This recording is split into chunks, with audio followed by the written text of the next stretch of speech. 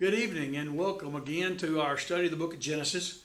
I thoroughly enjoyed live streaming into your homes, and I hope that some of the things that we've talked about have been helpful to you and given you a better understanding of the book of Genesis. As we roll through this book, we're going to see so many things transpire to make us understand why God loved his people so much and why God chose the Israelites to be his chosen people so that his son Jesus Christ could come through that bloodline. I wanted to mention one thing, just kind of a little house cleaning thing. There's been a few people that have been a little confused as to the devotion because what's happened is immediately following my study, we've had the devotion. So someone that didn't want to do the Genesis study but wanted to be involved in the family devotion may not know exactly when to tune in. So let me just mention to you that my study will be from 5 to about 5:25 on Sundays. And then Josh Pierce will do our family devo at about 5:35, and it'll last about 10 minutes or so. I think you'll all have to agree that Josh has done a wonderful job presenting some information to all of us that have been very applicable to the conditions of which we're living in today. So let's move on into the book of Genesis and get started. We concluded last week in chapter 22, and we realize now, just a short summarization of the last couple of chapters, that this promise that had been made to Abraham and Sarah for so many years had now come to fruition. Isaac, their chosen son, was born.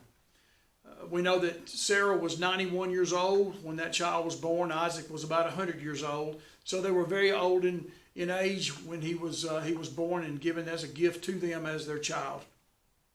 We read last week of the true test and true faith that Abraham had when he was asked to offer his only son as a sacrifice to God. And we also realized that at the last minute, God enabled another sacrifice to be available for Abraham, and he of course, would not use his son as the sacrifice.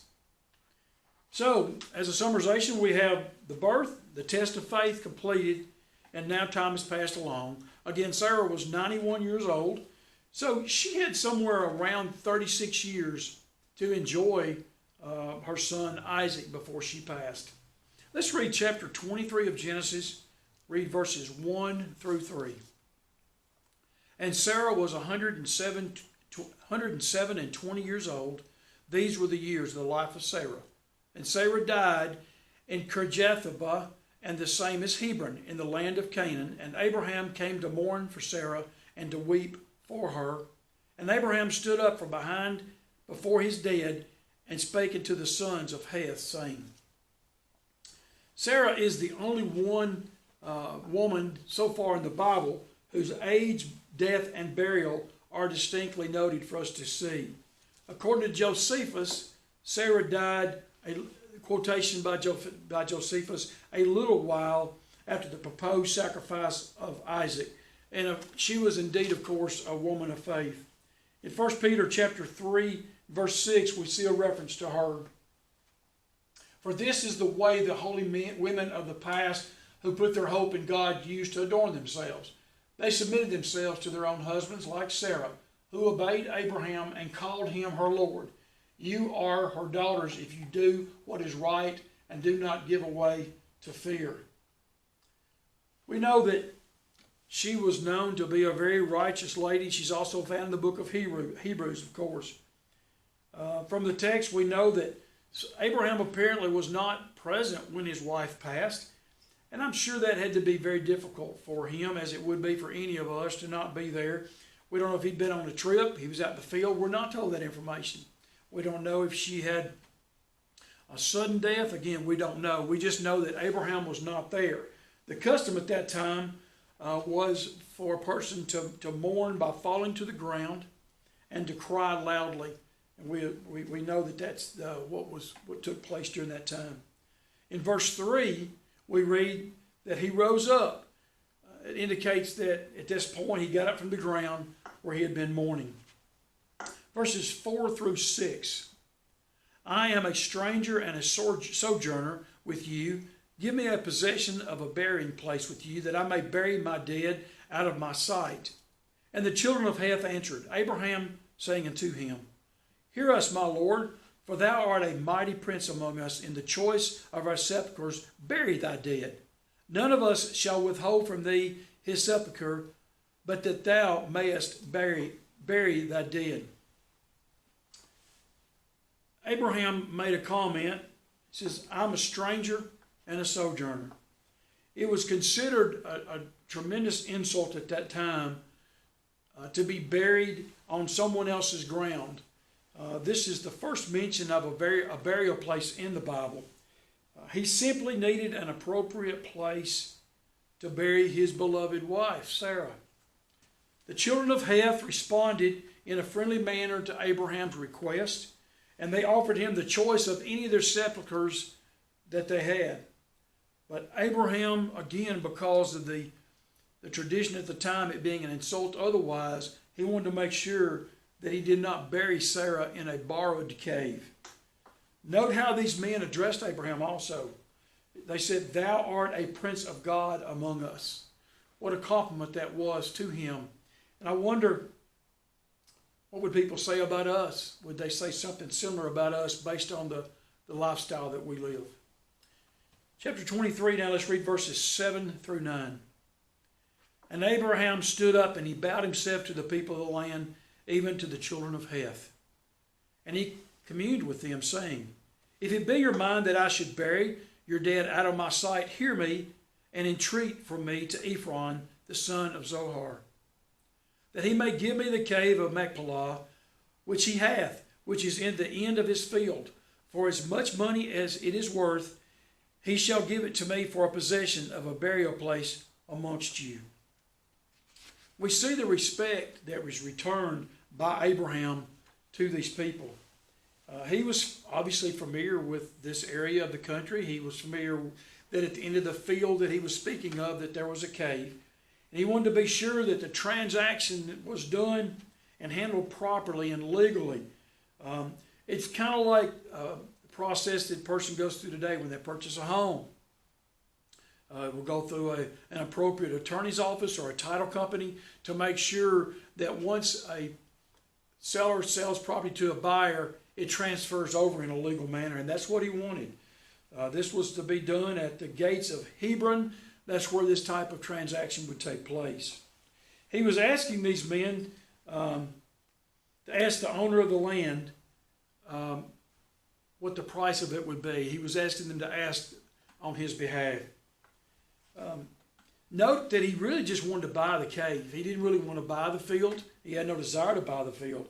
He states that he was willing to pay full price with no negotiation whatsoever. So verses 10 through 13.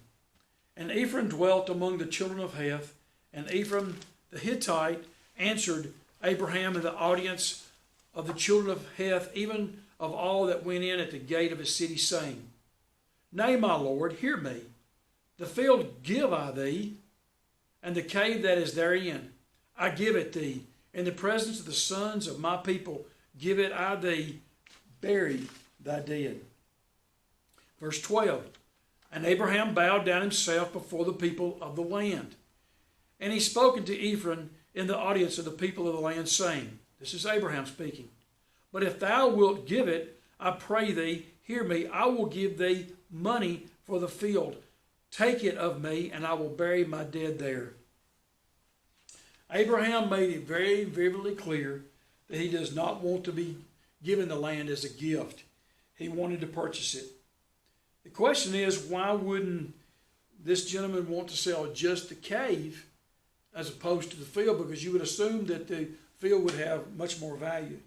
Well, there is a reason. Under the old Hittite law code, a landowner continued to be responsible for the taxes on a recognized unit of property unless he disposed of it in its entirety. So if Abraham only purchased the cave, then the present owner of the property would have to pay the taxes on the field. Verses 14 through 16. And Ephron answered Abraham, saying unto him, My Lord, hearken unto me. The land is worth 400 shekels of silver. What is that betwixt me and thee? Bury therefore thy dead. And Abraham hearkened unto Ephron, and Abraham weighed to Ephron the silver which he had named in the audience of the sons of Heth, 400 shekels of silver, current money with the merchant. Remember, first of all, that it was offered to Abraham free. They were willing to give it to him. We have to understand that these people knew exactly who Abraham was. They knew his possessions, his riches. Perhaps they were trying to get on the better side of Abraham, knowing that he was a man of God. But nevertheless, he disagreed with the fact that it be given to him. Now, I will tell you this, based on what I've read and some research I've done, 400 shekels of silver seems to be a very high price for it. So I would think this would be more as a negotiated price. When Abraham says, I'll buy it, I can just hear this gentleman saying, well, okay, then I'll take 400,000, expecting a counter as we talk of it today. But this is the amount that was agreed to by both parties. To compare this amount, for example, though, if it's 400 shekels, Omri paid 6,000 shekels for the whole side of Samaria. And Jeremiah gave only 17 shekels for a parcel of land probably about the size of Machpelah. So 400 shekels was a very expensive amount to pay for it. But Abraham didn't care. He wanted to bury his wife with dignity and do what's right. And then the question is asked, what is that betwixt me and thee? In other words, what is that? With all the wealth that both of us have, that's really not a very large portion of money, and it really doesn't matter. Verses 17 and 18. And the field of Ephron, which was in Machpelah, which was before Mamre, the field, and the cave which was therein, and all the trees that were in the field, that were in all the borders round about, were made sure. Let's stop there for a second, verse 17. If you ever had a piece of land that you bought, especially years ago, there would normally be a description written of what you're getting.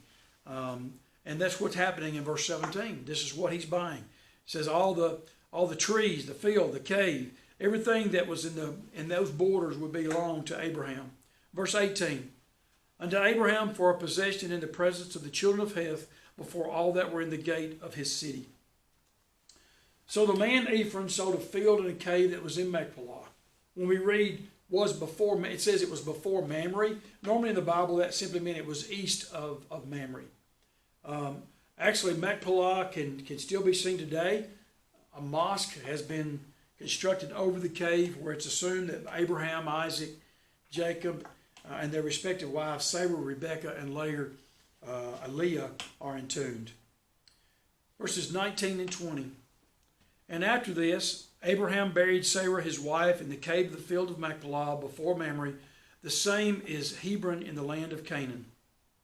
And the field and the cave that is therein were made sure unto Abraham for a possession of a burying place by the sons of Heth. You know, it's interesting to note that with all the riches that he had, it appears this was the only part of the literal land of Canaan that Abraham ever owned. When it says in verse 20 that this transaction was made sure once again, it just means that the whole transaction was legally handled so that the property transferred from one party to the next without any legal problems. It was quick on chapter 23. I didn't have a whole lot to cover there, but don't let us forget the mourning of a husband who loved his wife. We know that they had been together many, many years, and the bond that they had formed together, even through issues with Hagar and Ishmael, their marriage had tended to seem to survive and survive well. So I'm sure at this point, we don't want to overlook the emotional thing that we're seeing here. And that is Abraham saying goodbye to his wife. Let's don't let the loss of his wife, be hidden under the facts of where he was burying his dear wife.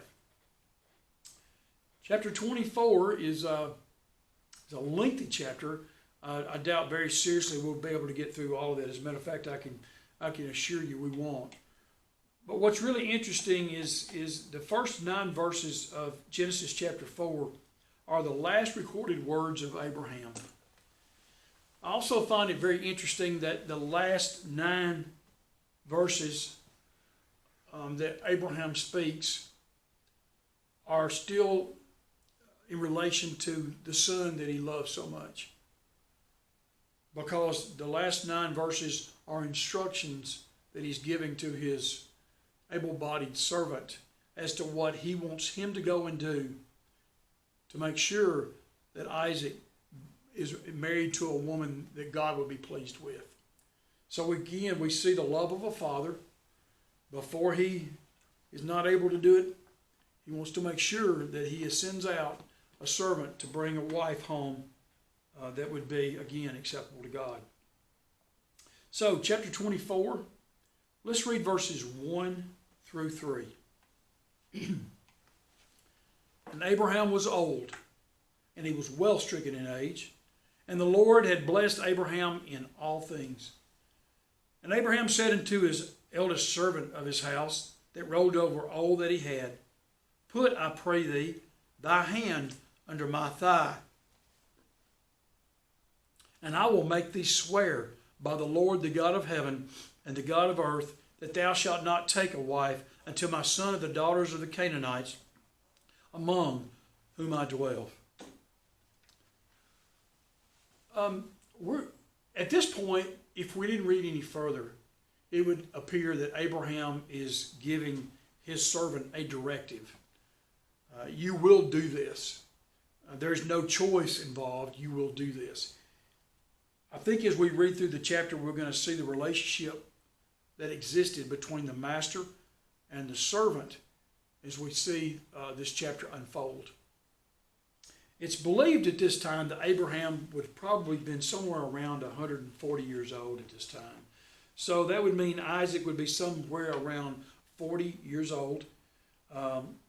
Eleazar is also mentioned in chapter 15, but it might not be the same servant we're reading of here. We don't know that.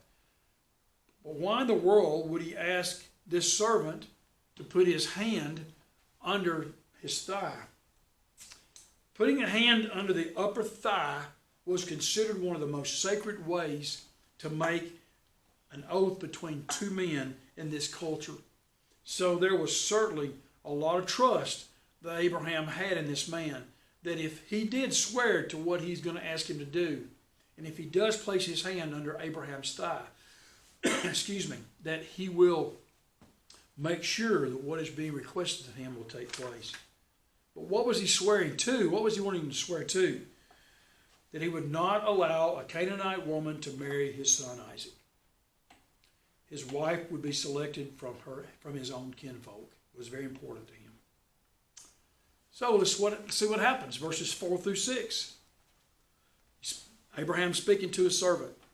But thou shalt go into my country and to my kindred, and take a wife unto my son Isaac. And the servant said unto him, Peradventure the woman will not be willing to follow me into this land. Must I needs bring thy son again into the land from whence you came? Abraham said unto him, Beware that thou bring not my son thither again. Mesopotamia was where he had lived before coming into Palestine. So Abraham wanted his son to marry a person where he came from and also one of his kindred. Abraham at this time, with him being so old, it appeared he was afraid he would die before this happened. So he wanted to make sure that someone, his servant in particular, would swear that this would be done.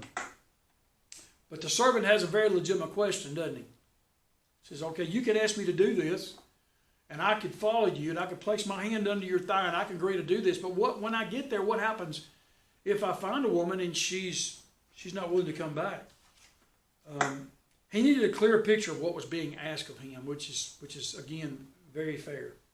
So let's continue reading verses 7 through 9. This is the conversation.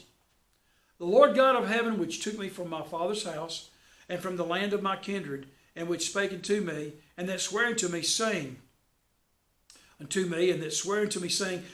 thy seed will I give this land. He shall send his angel before thee, and thou shalt take a wife unto my son from thence.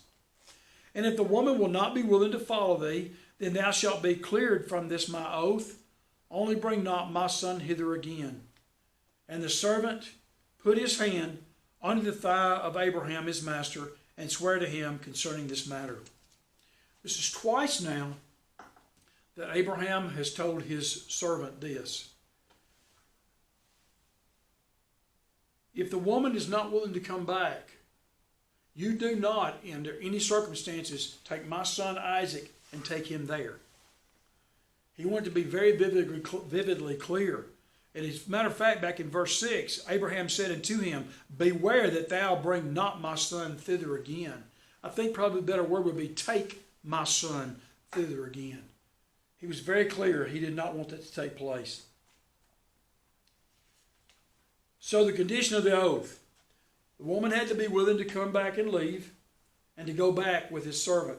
In no case would Isaac be allowed to leave and go with him.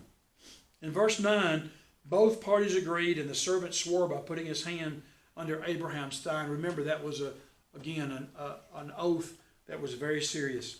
He committed to do his very best and to try his best to bring a wife back for his son. Do you notice what his last remarks in the Bible pertain to? And again, I'm being repetitive, but I think it's very important. This is the mindset of Abraham, the continued protection of his beloved son. He wanted to be sure he was taken care of.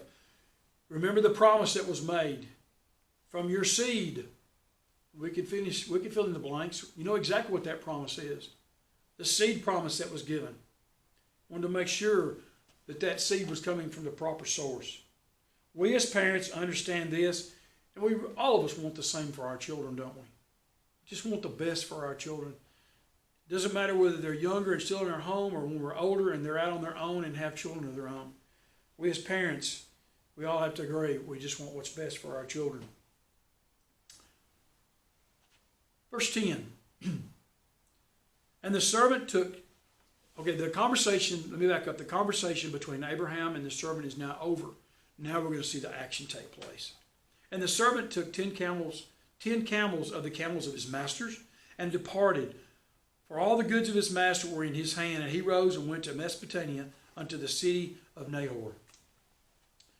We see the love that he had in that he sent all that he had, all that he needed to send to secure this wife. Riches made no difference. Isn't this another lesson for us? He's older now. It's not about his riches. It's about taking care of who he loved. He knew the customs of the land, however, and he knew what it would take to probably be able to secure a woman to come back. He had to show his ability to take care of that woman and take care of maybe the family members that might be hesitant to agree to it. Verse 11. And he made his camels to kneel down without the city by a well of water at the time of the evening, even the time that women go out to draw water. So now he's made his travels. He's now at his destination. And to take care of his camels, he has them to kneel. After the journey, he simply wanted his camels to be able to rest. It's kind of interesting the way that you see a lot of camels drink is they'll actually they'll fold their knees and get on the ground on their knees to be able to drink because of their long necks, the way their body's made. So that's exactly what happens in this case. That's about all the time we've got for today. It's a good stopping point. We'll stop back next Friday at verse 12. And I'll ask you to please make sure you read chapter 24. You're going to find the chapter to be very interesting, I think. And I hope you enjoyed our study of Genesis today. We'll look forward to seeing you again next week. And remember, at 5:35, Josh Pierce will have our family devotion. Have a very pleasant evening. Thank you.